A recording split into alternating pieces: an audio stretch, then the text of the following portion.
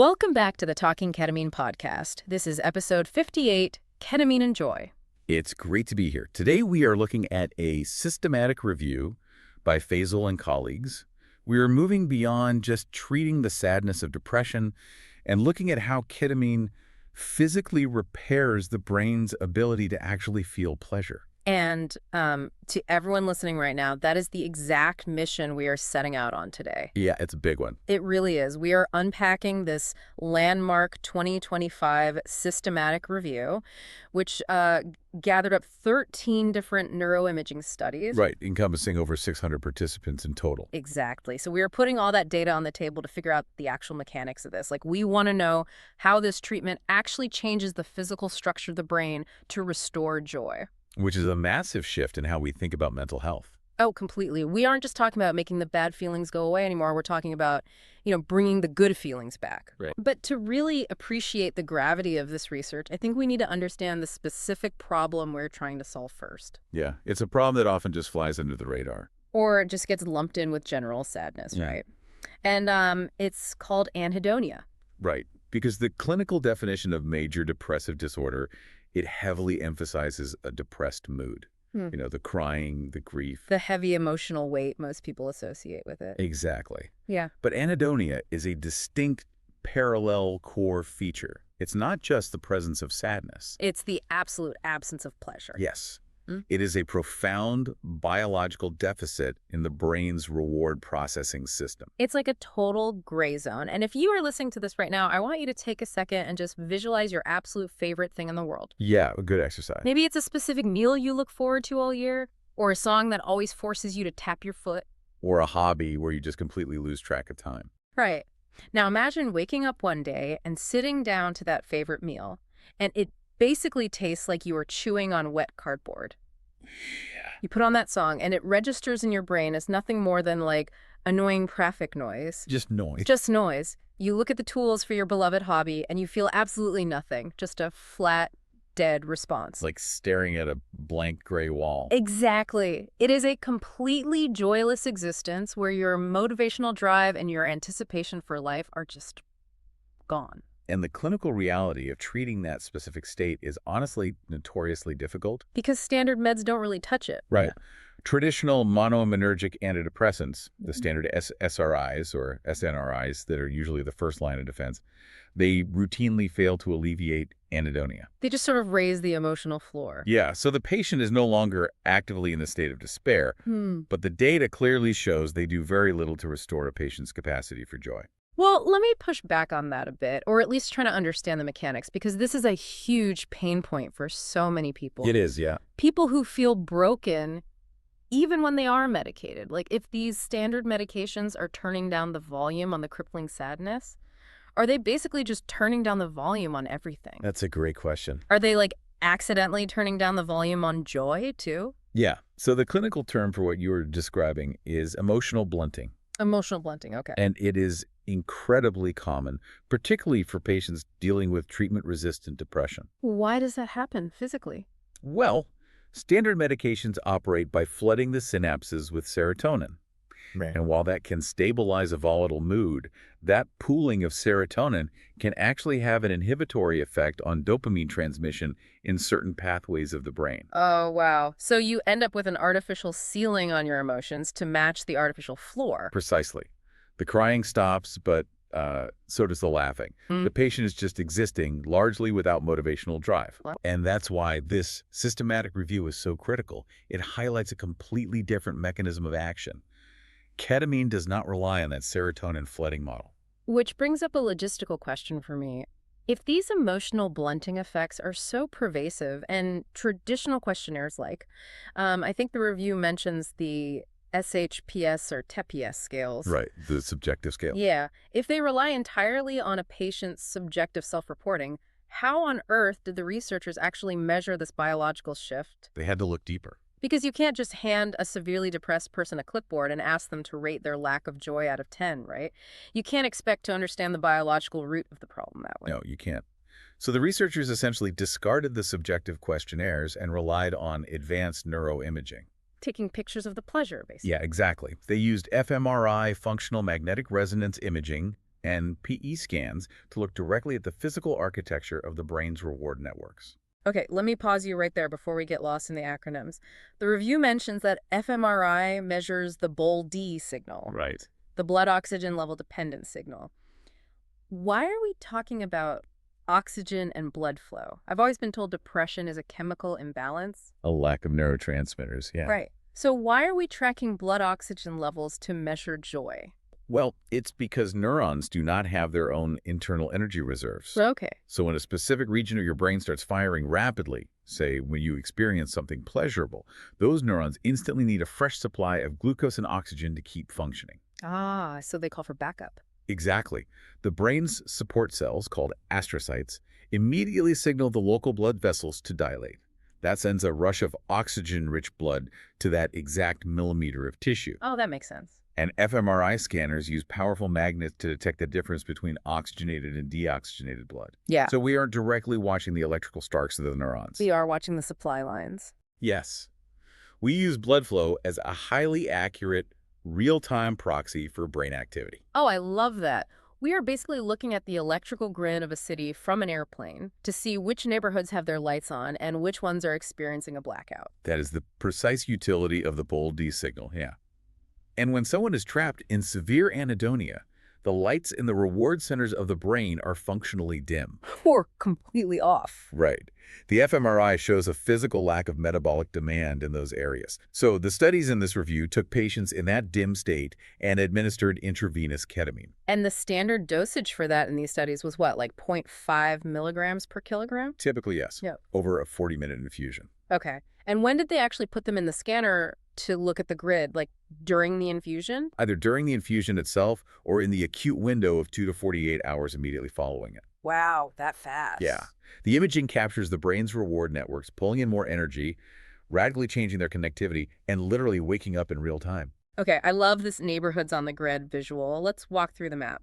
When the lights turn back on, which specific neighborhoods are we talking about? Because the review lists a lot of heavy anatomy. It does, but we can simplify it. The scans repeatedly highlight two distinct interconnected regions. First, you have the structures deep in the center of the brain. Okay. That's the striatum, the nucleus accumbens, and the ventral tegmental area, or VTA. Hold on, let's group those so we don't overwhelm everyone. We are talking about the deep, primitive, lizard brain areas, right? Exactly. These are ancient evolutionary structures. They are responsible for basic drive. Like, I see food, I want food. Right. They identify a stimulus and say, I want that, that feels good, let's pursue it. We can consider that the motivation center. Okay, let's call it the engine. It generates the forward thrust. What's the second region? The second region is located right behind your forehead. It encompasses the prefrontal cortex and the anterior cingulate cortex. The higher level stuff. Yes, this is the highly evolved executive part of the brain.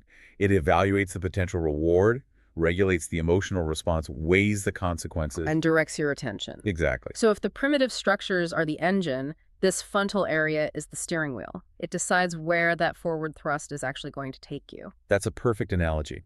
And the dynamic between those two areas is what dictates a healthy response to pleasure. Okay.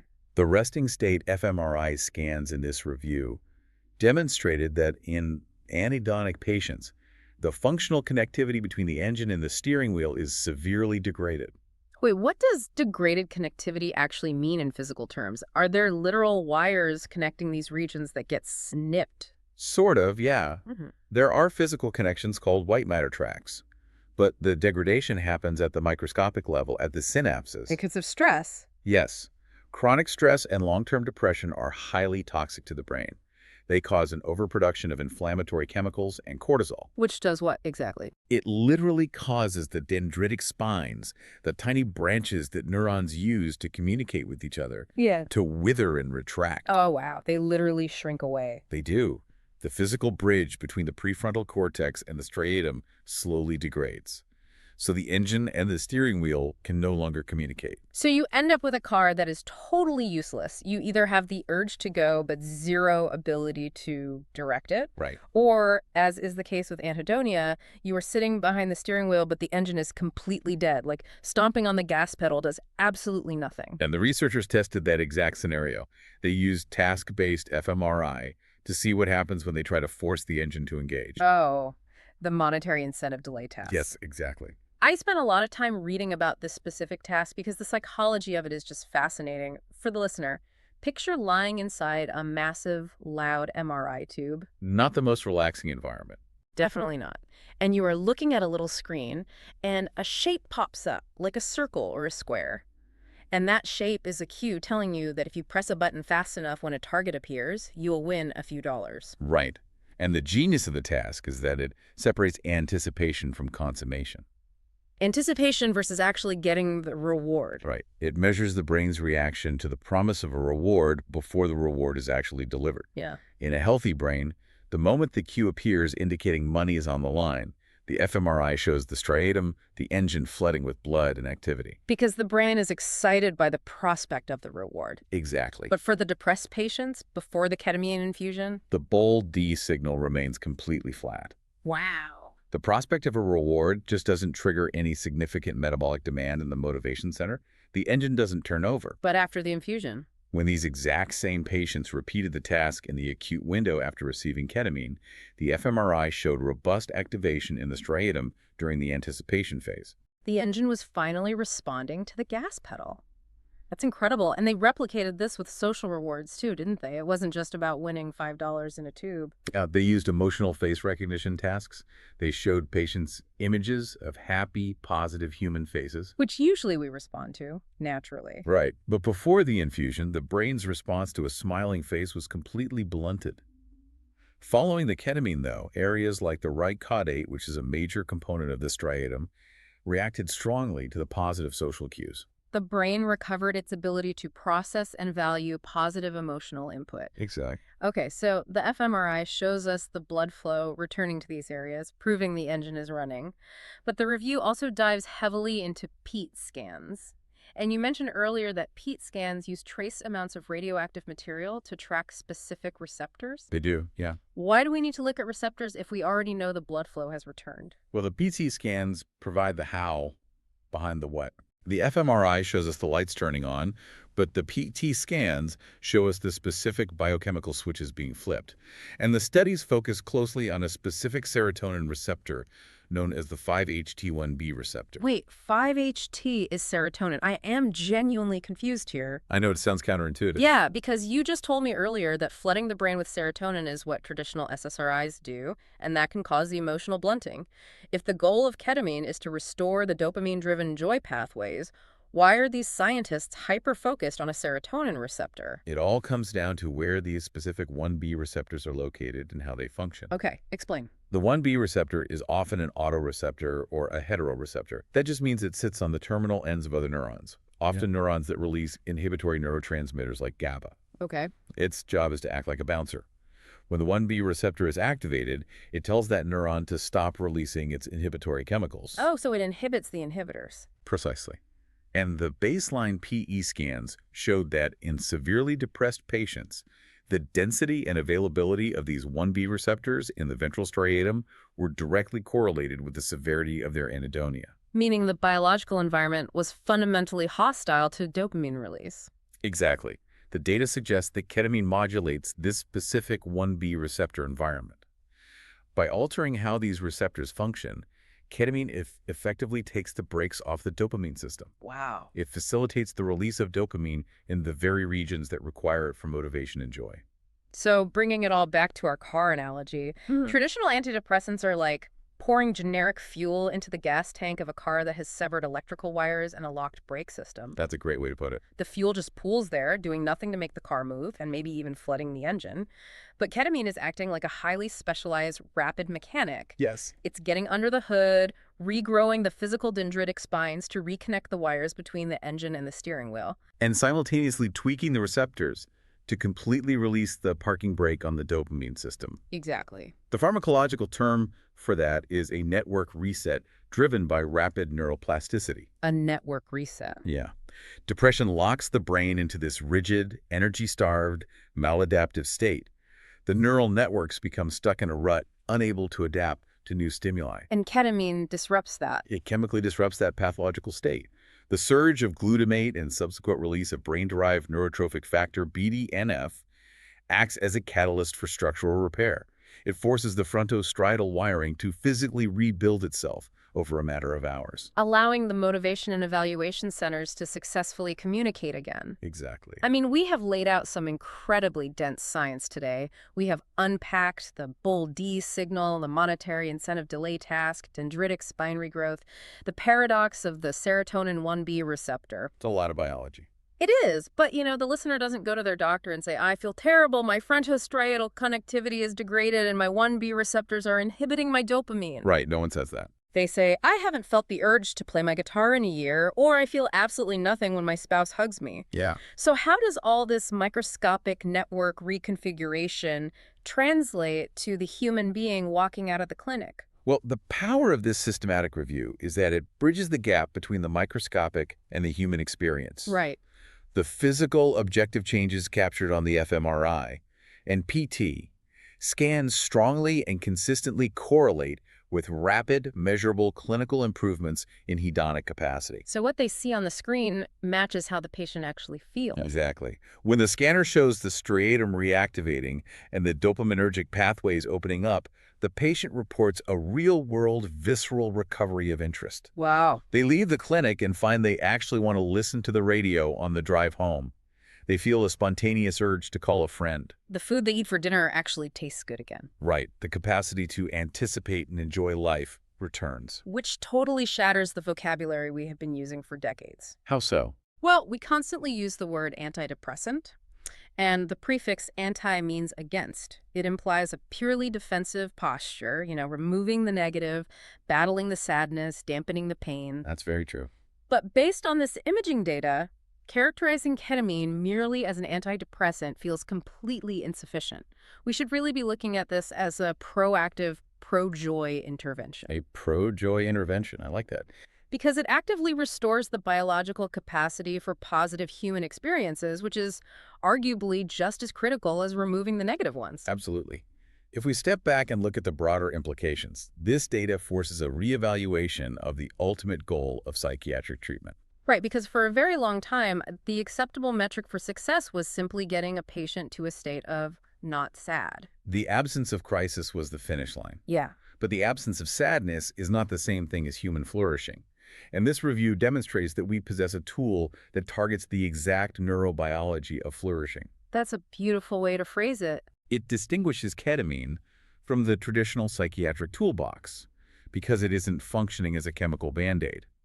It is structurally reopening the pathways required to experience a fulfilling life. It is just incredibly validating. I mean, if you are listening to this right now and you have spent months or years stuck in that gray zone, blaming yourself, feeling guilty, wondering why you lack the willpower to just snap out of it or choose to be positive. Yeah. This imaging data is your ultimate vindication. You cannot just think your way out of a physically degraded neural circuit. No, you can't. You cannot wish a withered dendritic spine back into existence. You need the mechanic to fix the hardware. And the imaging removes the stigma of moral failing that so often accompanies severe depression and anhedonia. Right. The scans offer objective proof. It is a physical deficit that requires a physical, biological repair. Which leaves me with a somewhat wild, lingering thought as we wrap up this exploration. Okay, let's hear it. If advanced neuroimaging can now look at a human brain, physically map the specific circuitry responsible for joy, and prove that a medication can actively regrow the wires to restore that uniquely human experience, what does this mean for the future of how we view our own consciousness? Oh, wow. Like, where does the mapping end? If we can find the exact broken circuits for joy and repair them, could we eventually map the complex neurobiology of awe? That's a fascinating thought. Could we find the specific white matter tracks that drive human creativity? Could we put someone in an fMRI and watch the literal bull-D signal of love lighting up the grid and theoretically heal those pathways when they're broken? It's a huge question. It makes you wonder how much of the profound, intangible experience of being human is just waiting for the right standard to map it. Yeah, it really is. So it's not just about turning down the pain, it's about turning the joy back on, and we can actually see those circuits waking up on a brain scan. Exactly. This review proves that anhedonia isn't just a psychological attitude. It's a physical deficit in the brain's reward wiring, and ketamine is physically repairing that connection. Bringing the color back to a gray world. Thanks for listening to the Talking Ketamine podcast. We'll catch you on the next one.